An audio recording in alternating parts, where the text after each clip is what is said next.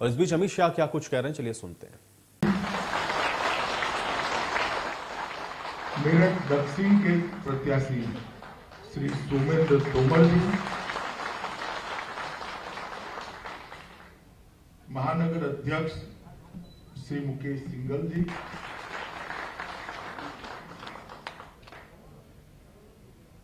MLC Shrimati Sarojini Agarwal जी और आज क्रांति की इस भूमि मेरठ में मेरठ शहर से आए हुए प्यारे भाई और बहनों, आप सभी को मेरा नमस्कार।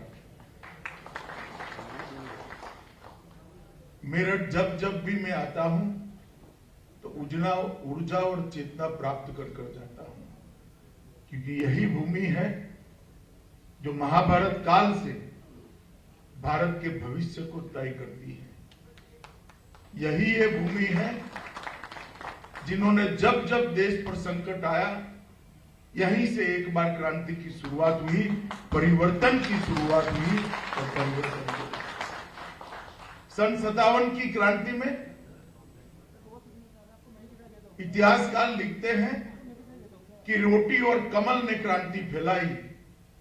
वो रोटी और कमल की शुरुआत भी यही मेरठ की पवित्र भूमि से हुई, जो पूरे देश के अंदर फैलकर सन 57 की क्रांति को हिस्सा बना। वीर क्रांतिकारी पंडित प्यारेलाल शर्मा, कैलाश प्रकाश, राव रोशन सिंह, हवालदार माता दीन, बाबू कुंवर सिंह जी, सभी क्रांतिकारियों ने कभी न कभी मेरठ को अपनी कर्मभूमि बनाया है, किसी की जन्मभूमि रही।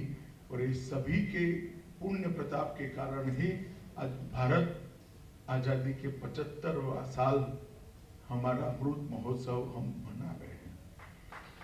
मित्रों, अभी मैं पश्चिमी उत्तर प्रदेश में, आज मेरे पहले दिन का दौरा है।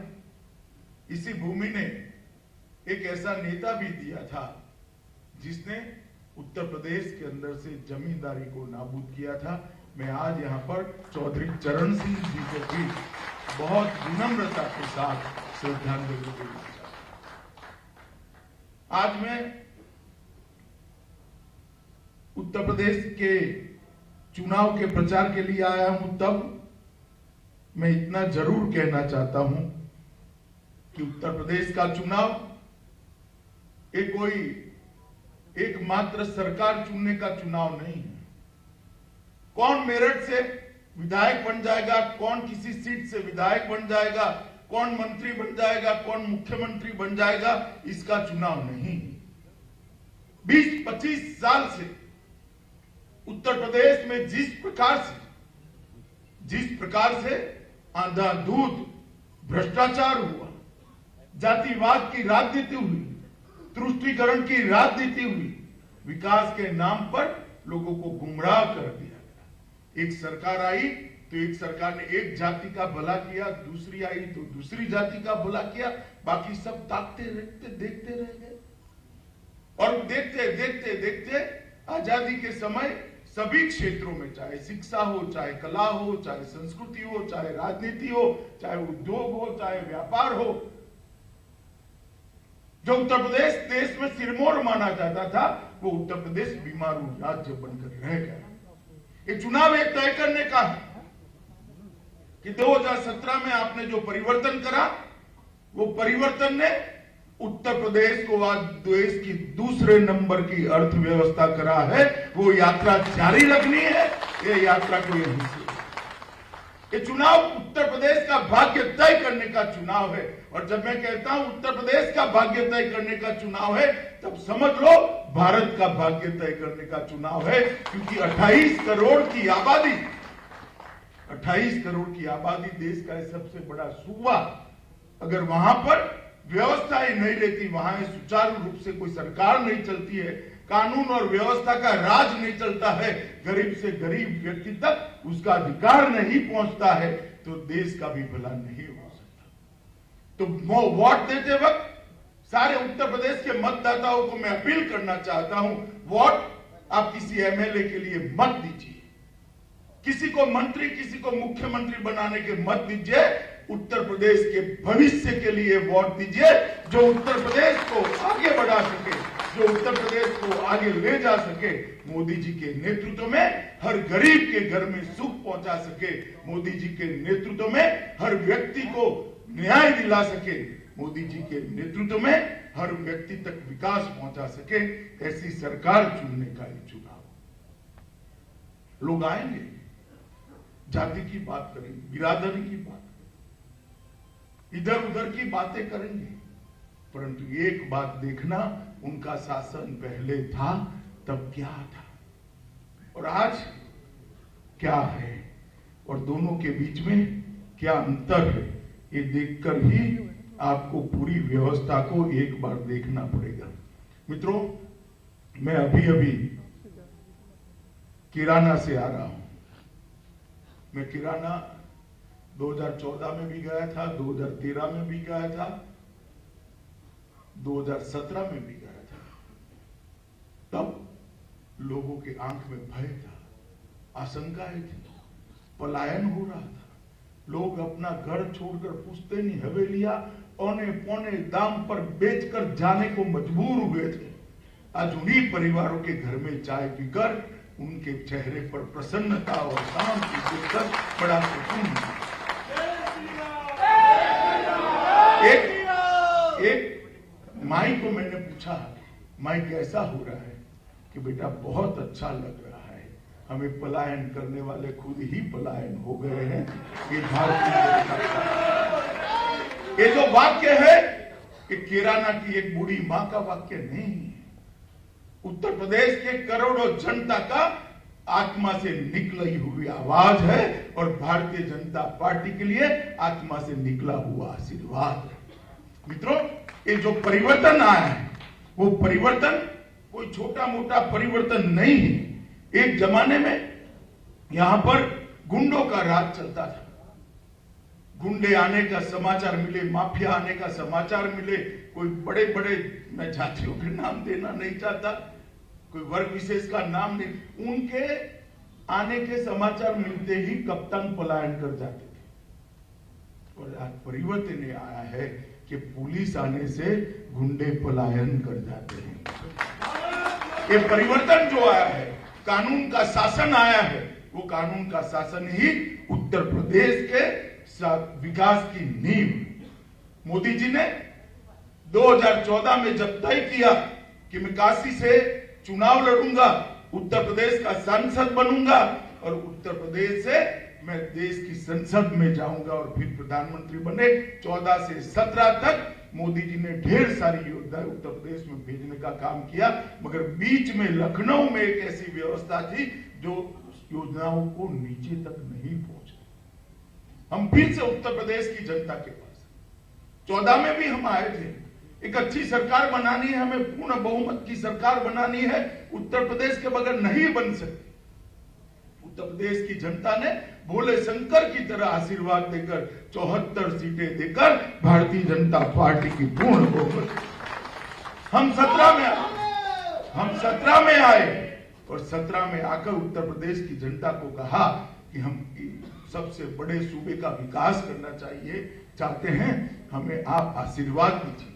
और मित्रों, आप सभी ने आशीर्वाद दिया और 300 से ज्यादा विधायक के साथ भारतीय जनता पार्टी की सरकार बनी और परिवर्तन का सिलसिला चालू। जैसा मैंने कहा, कोई भी राज्य के विकास की प्राथमिक शर्त है कि यहां कानून और व्यवस्था की स्थिति ठीक होनी चाहिए। जब तक कानून और व्यवस्था की स्थिति ठीक नहीं होती है, ना शिक्षा में परिवर्तन आ सकता है, ना व्यापार बढ़ सकता है, ना उद्योजक इन्वेस्टमेंट कर सकते हैं, ना इंफ्रास्ट्रक्चर बन सकता है, कुछ नहीं हो सकता। भारतीय जनता पार्टी ने योगी आदित्यनाथ को मुख्यमंत्री बनाने का निर्णय किया और आज 5 साल के बाद मैं मेरा रिपोर्ट कार्ड लेकर आया हूं। बहन मायावती और भतीजे अखिलेश को मेरा सार्वजनिक चैलेंज है, आप आंकड़े लेकर उत्तर प्रदेश की जनता के सामने जाइए। सपा बसपा, सपा बसपा, बसपा सपा, 15 साल के शासन के आंकड़े क्या थे और आज क्या है? 2016 की अपेक्षा 2020 में डकैती में 70% की कटौती हुई है। लूट में 69% की कटौती हुई है। हत्या में 32% की कटौती हुई है। राइट्स में 86% की कटौती हुई है। अपहरण में, फिरौती में 35% की कटौती हुई है। दहेज से बहनों के मृत्यु के अंदर 22% की कटौती हुई है और बलात्कार के मामलों में 52% कटौती हुई है। अखिलेश बाबू, बोलने को तो आप कुछ भी बोल रहे, तो आपका स्वभाव है, परंतु मैंने आज आंकड़े उत्तर प्रदेश की जनता के सामने रखे हैं, पश्चिम उत्तर प्रदेश की जनता के सामने रखे हैं, एक क्रांति की भूमि मेरठ पर से रखे हैं। इसका जवाब आपको देना चाहिए। क्या आपका शासन था तब कानून और व्यवस्था की परिस्थिति क्या थी? मित्रों, लगभग 1866 करोड़ की सरकारी संपत्तियां माफियाओं से खाली कराकर आज उत्तर प्रदेश की तिजोरी को समृद्ध कर 1866। मैं पूछूं अकेली से आपको, बहन जी, मैं आपको पूछ सकता हूं किसके आशीर्वाद से ये 2000 करोड़ की संपत्ति माफिया हजम कर बैठे थे? लगभग 45,000 अभियुक्त हमारी सरकार बनने के पहले के गिरफ्तारी नहीं हुई थी। एफआईआर दर्ज हो जाती थी, चलान भी लग जाता था, मगर कोर्ट में पेशी नहीं होती थी।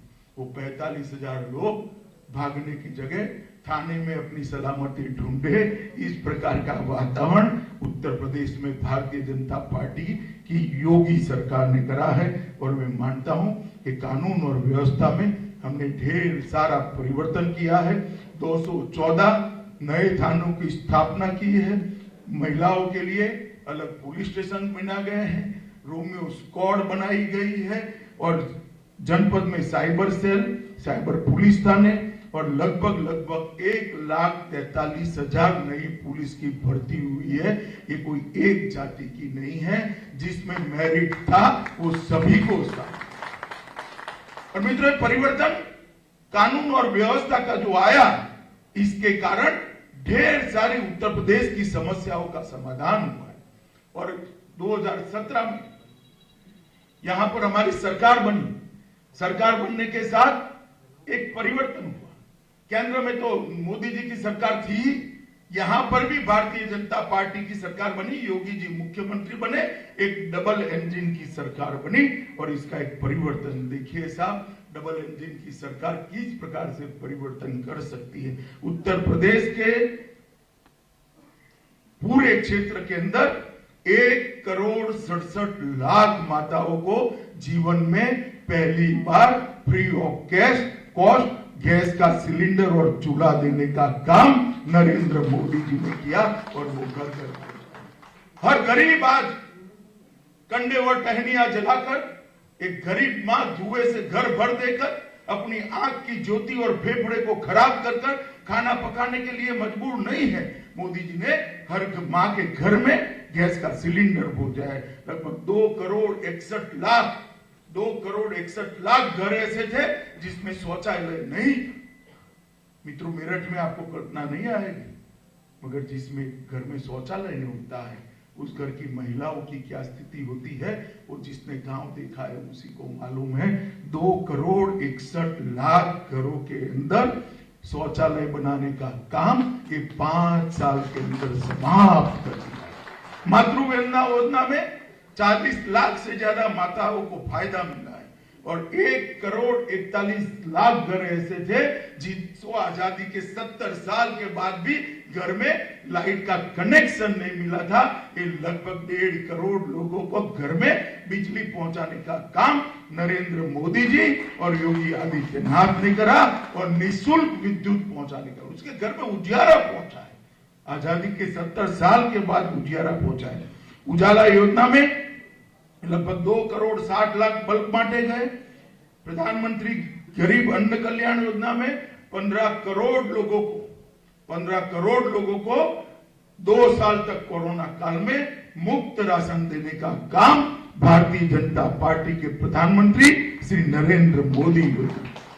लगभग 42 लाख लोग ऐसे थे जिनके पास घर ही नहीं था, उनको घर देने का काम हुआ। पीएम सम्मान निधि लगभग 2,45,00,000 लोगों को हर साल 6 महीना सीधा डीबीटी से इसके बैंक अकाउंट में देने का काम होता है। इस प्रकार के ढेर सारे गरीब कल्याण की योजनाओं को नीचे पहुंचाने। पहले एक सरकार आती थी तो एक जाति का विकास होता था, दूसरी सरकार आती थी दूसरी जाति का विकास होता था, कांग्रेस आती थी किसी का विकास नहीं होता। भारतीय जनता पार्टी ने सबका साथ, सबका विकास, सबका विश्वास और अब देश के विकास के लिए सबका प्रयास, इस सूत्र को चरितार्थ करते हुए बहुत आगे बढ़ाने का काम करा है। मित्रों, पहले इसको बीमारू प्रदेश माना जाता था। 5 साल के अंदर योगी आदित्यनाथ की सरकार के 5 साल समाप्त हुए। मैं रिपोर्ट कार्ड लेकर आया हूं। प्रति व्यक्ति आय 2 गुनी हो गई है। 2019 के प्रदर्शन की तुलना में लगभग 9% की और बढ़ोतरी हुई है और उत्तर प्रदेश आज देश के अग्रणी राज्यों में शुमार है। 5 इंटरनेशनल एयरपोर्ट बने। अखिलेश बाबू टीवी देखते हैं तो सुन लेना, 5 इंटरनेशनल एयरपोर्ट नए बने हैं। 8 एयरपोर्ट देश अंतर्देशीय है, 13 एयरपोर्ट और 7 हवाई पट्टियों का विकास हो रहा है। 70 साल में सिर्फ 2 एक्सप्रेसवे बने थे, हमने नए 5 बनाए। गंगा एक्सप्रेसवे का भी मेरठ से भूमि पूजन करने का काम हमने कर दिया है। 14,000 किलोमीटर सड़कों का चौड़ीकरण और सुदृढ़ीकरण करा है। नोएडा, लखनऊ, गाजियाबाद, कानपुर, आगरा, गोरखपुर, वाराणसी, प्रयागराज, झांसी और अपने मेरठ में भी 21 किलोमीटर की मेट्रो लाइन